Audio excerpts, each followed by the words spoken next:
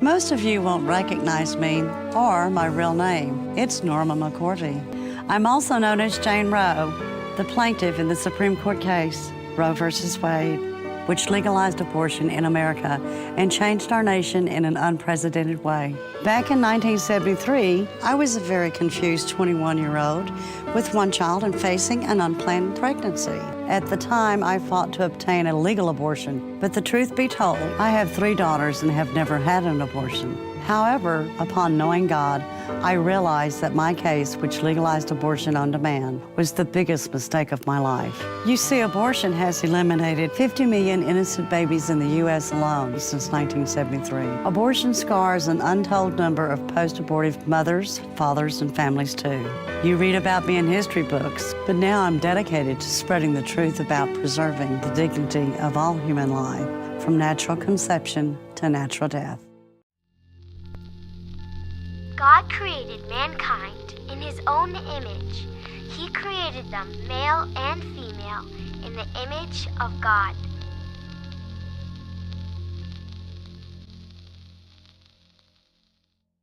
Like a set of new glasses that helps us see the world with greater clarity, the value of human life defines how we see and respond to those around us. From the formation of a child's first tiny cell to life's final breath, all life has dignity and value. Because each and every one of us is made in the image of God. And that is why, when we talk about being pro-life, it's not just about a political issue. It's a worldview.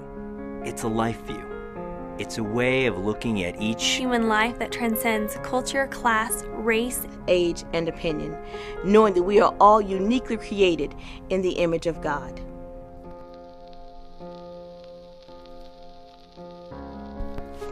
The sanctity of human life is deeply rooted in Scripture and modeled through the life of Jesus Christ, who said, "Whatever you did for the least of these brothers of mine, you did for me."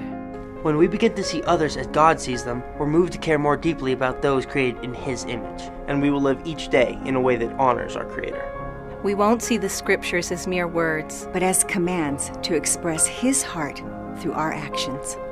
Commands like speak up for those who cannot speak for themselves. And ensure justice for those being crushed. Or love your neighbor as yourself. The sanctity of human life speaks to ancient questions that span all of time and every culture. Questions like, who is God? Who am I? Who is my neighbor? Jesus responded to those questions with the story of the Good Samaritan, who saw another man who was broken and bleeding. And instead of looking the other way as others had, he stopped and cared for that man, even at great cost to himself. Jesus said, "Go and do likewise." Let us see people as God sees them, seeing their needs and having mercy on them, because every person is made in the image of God. Don't be silent in the face of injustice, but be a voice for those who cannot speak for themselves. May we not pass judgment on the woman facing an unexpected pregnancy, but surround her with support, helping her to see the child growing within her as a unique person with a life as valuable as her own. So, reach out to orphans in distant lands or the foster child in our own backyard who is waiting, hoping, and praying for a family to call their own. Embrace those with special needs as a special reflection of the image of our Creator God. Let us care for the widow in distress and loneliness. And let us befriend those in prison. Let us shine a light on practices that distort human dignity, like human trafficking and the cycle of poverty that limits God-given potential and dreams. Make sacrifices to meet the needs of those dying preventable deaths because they lack food, medicine, and clean water. Let us rejoice in the image of God, as expressed through various skin colors and ethnic traditions, refusing to tolerate racist attitudes that mock the one that created us. Let us choose to see those who disagree with us as God sees them, treating them with respect and dignity, while helping them to open their eyes to see the beauty and value of life. That is what it means to be pro-life. This is why we need to be a voice.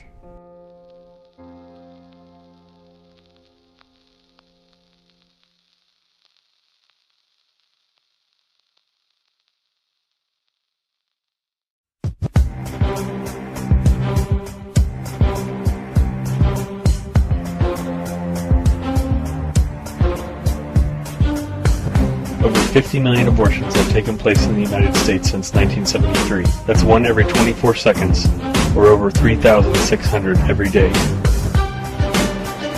Abortion is the #1 killer in the United States, above heart disease, cancer, and everything else that kills us. At the current rate, 1 in 3 women will have an abortion by age 45. And of the women who have abortions, half of them have had more than one. Of the abortions that take place each year, less than 1% is because of rape and incest combined. 7 out of 10 of the women having abortions claim to be Christian at the time of abortion. Over half of the women having abortions are under 25, and almost 20% are teenagers. 40% of the minors who have abortions do not tell their parents they have had them. Regardless of race, 100% of abortions end the life, whether it's white, black, Hispanic, or any other race. 31% of all abortions are paid for with your tax dollars. In fact, 1/3 of Planned Parenthood's funding came from government grants from your taxes. Want to know how your money was used? The ratio of abortions to adoptions was 62-1, and they weren't the only ones using your money to pay for abortions. Most insurance companies also cover part of the cost. The majority of these abortions are surgical procedures. Abortion is devastating the African American community as a whole. 1 in every 5 U.S. pregnancies are now ending in abortion. Sign the pledge to wear black on Fridays to mourn the lives lost to abortion. Help us end abortion by 2020. Learn more at abortionblackout.com. Share this video and spread the word.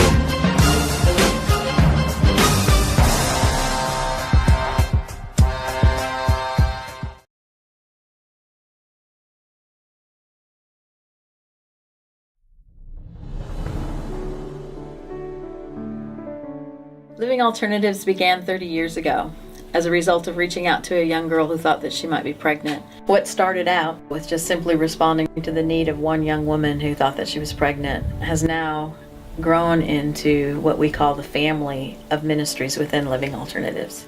The breakdown in our culture today has produced a need for us to really extend our arms of help to reach beyond just the young woman who's in an unplanned pregnancy, but also to open up our arms in a way that we can really embrace the whole family unit. The strength of our families is the strength of our churches, and the strength of our churches is the strength of our culture. What began with that one pregnancy test soon became the Pregnancy Resource Center, which still operates today, strategically located right across the street from Tyler Junior College. At the testing center, young women can receive free pregnancy tests, counseling, support, and even free sonograms now as well.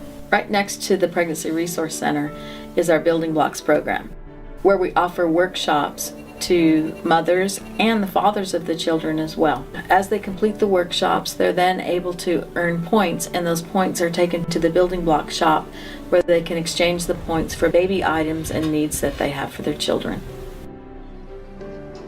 Father Heart is a home for mothers. It's a place for them to be able to think through their life, their choices, their future.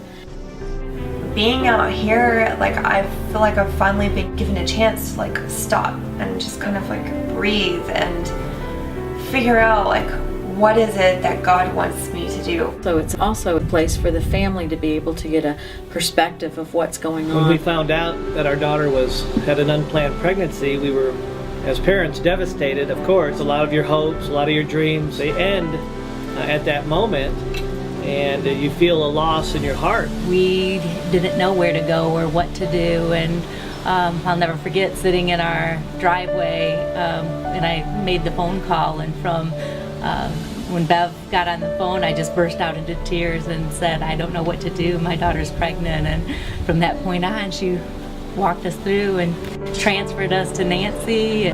I love the way the staff welcomed our family in and made us feel special. It's been an incredible journey. When a daughter comes to her parents and tells them that she's pregnant, many times the most stable of family are not prepared for the challenges that they're soon to be facing. So much restoration that has taken place in our family and our lives and our daughter's heart.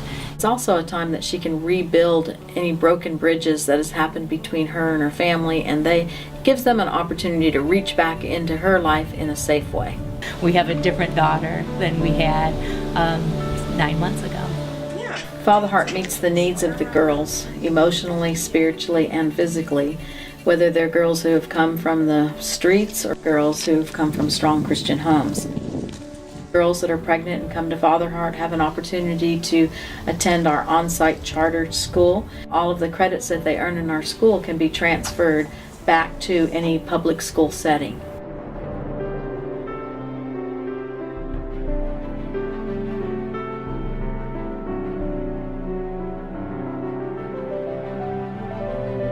A life skills class can focus on many different areas, from prenatal classes to exercise to parenting classes. Father Heart also has a beautiful swimming pool, and so the girls enjoy getting their exercise that way as well. At the School of New Beginnings, the girls learn to apply biblical principles to their lives. My spiritual life definitely has changed just because I'm not around the influences of the world and people that can bring me down. And that's exactly what I wanted when I came here. I want to live my life for Him and not anything of the world anymore. One of the biggest questions that will have to be answered during the time at Father Heart is whether she's going to parent her child or place her baby for adoption. The answer to this question is a very personal decision, and only the mother and along with her family can come to the right conclusion that's for them.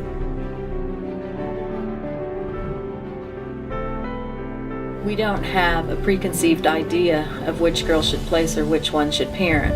Our desire is that they're truly prepared for either one. So the 70% of our girls that choose to parent their children are more prepared to parent. We're very intentional at Father Heart to prepare our young girls for parenting. Both decisions are really sacrificial. For the girls who choose to make an adoption plan for their babies, our licensed Loving Alternative Adoption Agency is available to help them have a full experience within the Christian context. They don't place out of rejection or abandonment, but because they want something better than they themselves can provide.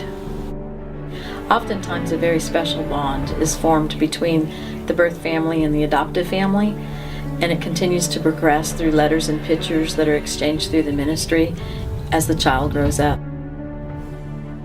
In our years of working with infant adoptions in the courts, doors have opened now that giving us opportunities to find loving Christian families for children who are in the foster care system. This ministry is called For the One. The focus of For the One is to find the one right family for the child that's in need. The Keeps Boutique is located on the Father Heart property. This is a very special boutique designed to offer in-season, in-style designer clothing to young teen girls who are living in the foster care system in East Texas.